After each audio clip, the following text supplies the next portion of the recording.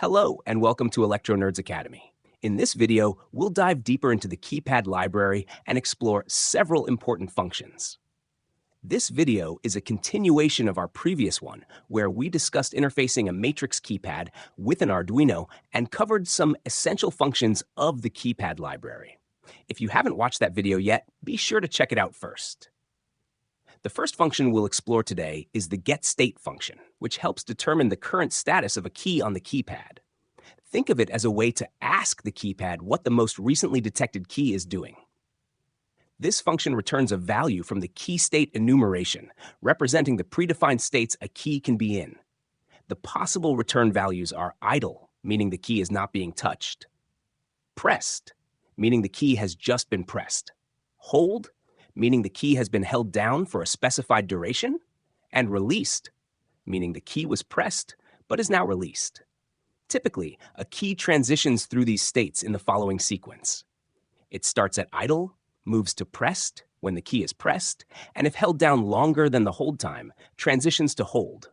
Once released, it changes to released and finally returns to idle. Now let's implement this function in our code. We will use the basic code setup from our previous video, but we won't go into the details of this code here. If you have any trouble understanding it, feel free to watch our previous video where we explained everything in detail. In the loop function, we first call the getKey function and store the returned character in a char variable named returnKey. Next, we create a new variable named state of the getState enumeration type and assign it the return value of the myKeypad.getState function. If you don't know what enumerations are, we have made a separate video regarding them. The possible values for the state variable are pressed, hold, released, and idle. Next, we declared a series of if statements to check which state the key is in and print the corresponding message. For example, if the value of the state variable is pressed, print the state of the detected key is pressed. If the value of the state variable is hold, print the state of the detected key is hold. If the value of the state variable is released, print the state of the detected key is released. If the value of the state variable is idle, print the state of the detected key is idle. Finally, we end the loop function by adding a delay of 1,000 milliseconds. Now let's upload this code to our Arduino and open the serial monitor. Since no key is detected, the default enumeration value, which is idle, is displayed. If we press the key B, we can see that the state of the key changes to pressed. Then the state changes to hold because we have held the key down longer than the configured hold time. Once the key is released, the state transitions to released, followed by idle. Now, suppose we want to extend the duration required for a key to transition from pressed to hold. We can achieve this using the setHoldTime function. Simply call the function in the setup and pass the desired time value as its parameter. By default, the hold time is set to 500 milliseconds, so let's double it to 1,000 milliseconds. Next, we upload the code to our Arduino and open the serial monitor. When we press key B, its state will be displayed as usual. However, this time, you'll notice that you need to hold the key slightly longer before the state changes from pressed to hold, demonstrating the customized hold duration. A common issue with keypads is the debounce effect, where a single key press registers multiple times due to mechanical bouncing.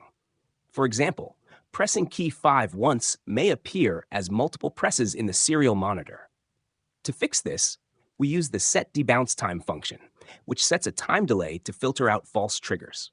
The default debounce time is 50 milliseconds, but since we are facing this issue, we will increase it to 100 milliseconds using myKeypad.setDebounceTime 100 to prevent unintended inputs. After uploading the updated code, pressing key 5 registers only once.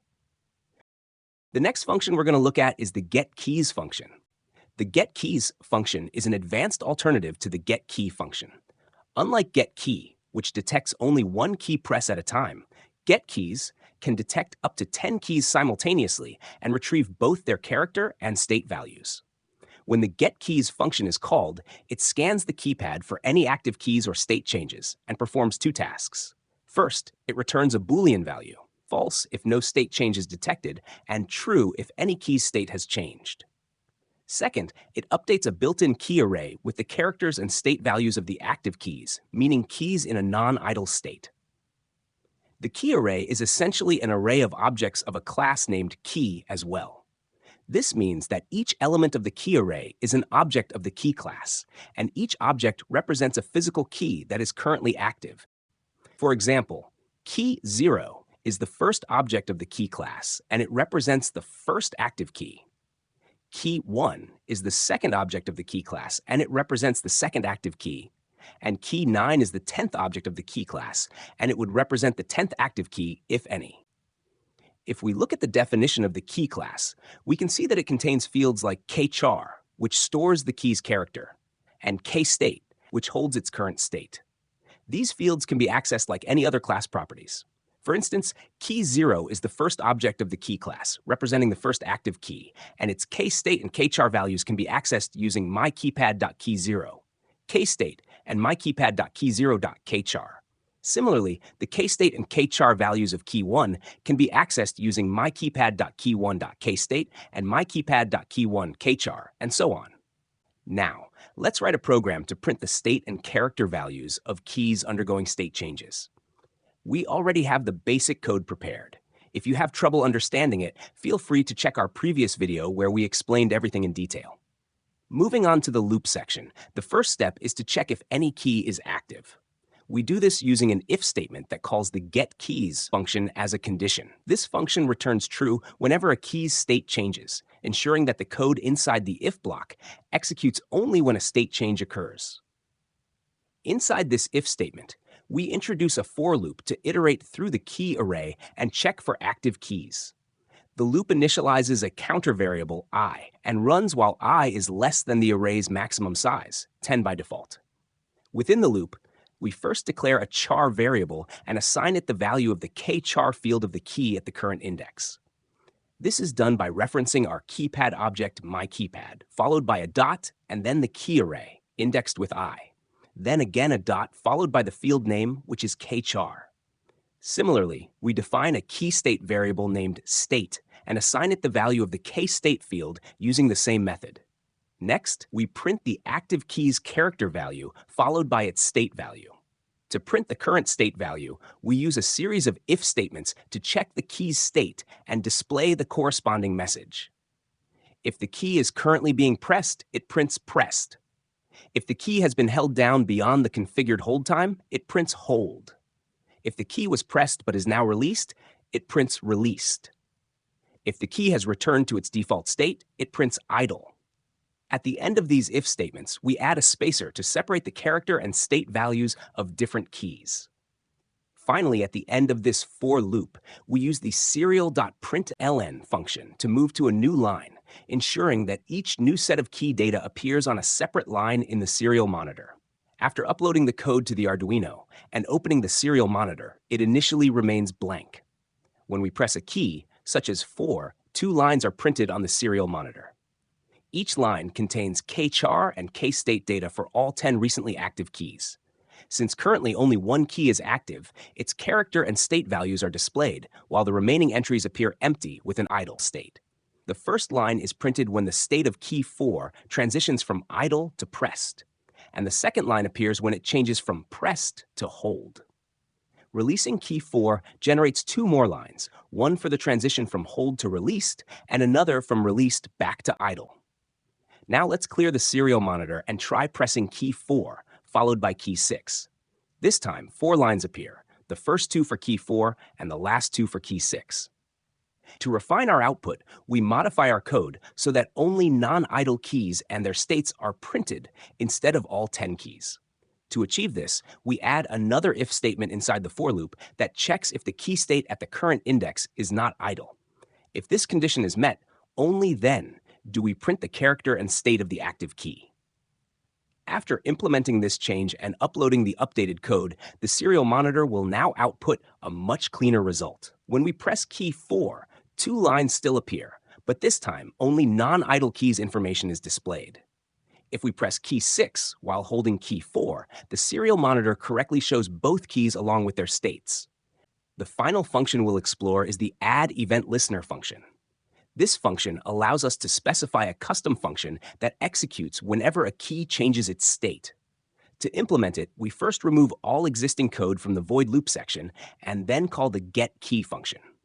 Next, we move to the void setup function, where we call the addEventListener function by referencing the keypad object, myKeypad, followed by a dot, and then the addEventListener function, passing the name of the function to be executed. This function, let's call it print, is automatically triggered by the library whenever a key event takes place, with the keys character passed to it as an argument. Now, let's define the print function. We start by specifying the void return type, followed by the function name print. Inside the parentheses, we declare a char variable named key, which will store the character value of the active key that triggered the event. Inside the function body, we simply print the active key to the serial monitor. Now let's explain how this code works.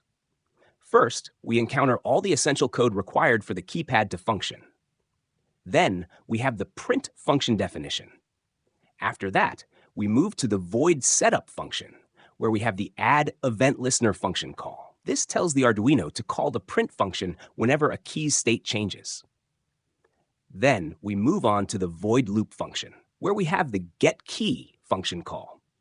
This function performs the actual scanning of the keypad to detect any active keys. If a key is detected, the library automatically invokes the registered event listener function, in this case, print. If we had used the getKeys function instead of getKey function so that multiple active keys can be detected, then the print function will be called for each key that is in a non-idle state. Without calling getKey or getKeys, the keypad matrix will not be scanned, no key events will be generated, and the event listener function will remain inactive. Now let's upload the code to our Arduino and open the serial monitor. When we press a key on the keypad, for example 7, the keypad is scanned and the key's character is printed on the serial monitor. And that's all for this video. Stay tuned for more upcoming tutorials, and we'll see you in the next one.